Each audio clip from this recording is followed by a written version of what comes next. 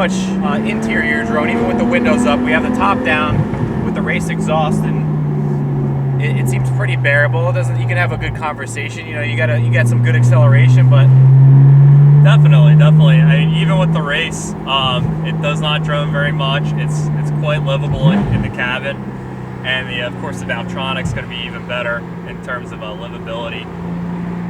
And then the nice thing about this system too, Gary, is that it's totally emissions legal, America, Europe, no matter what, because it keeps the GPFs on there and it keeps the CATs on there. So okay. Totally emissions legal.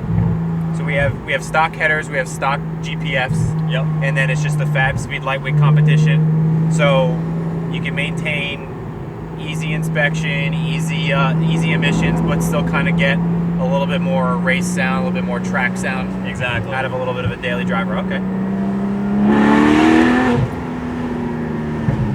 With the Spyder, and I guess now the Boxster GTS as well with this motor, it's going to be a good bit louder in cabin than it will be with the Caymans with the closed top. Right. So you really get to hear that flat 4. Now this is a flat 6, right?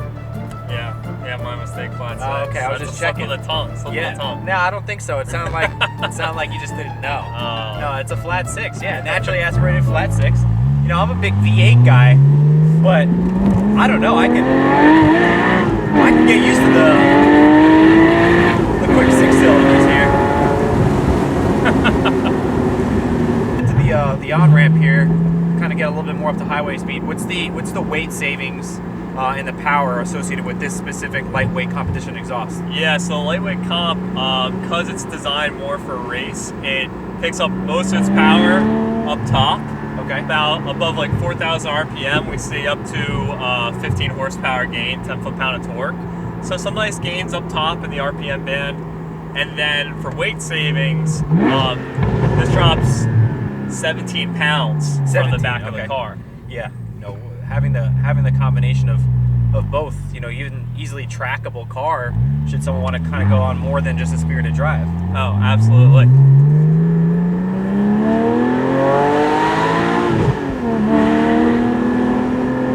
And that's 17 pounds right for the ass end of the car, so I think polar moment of inertia, get a little German engineering on you. That's it. But that's one of the best places to lose your weight is right at the front or the back of the car.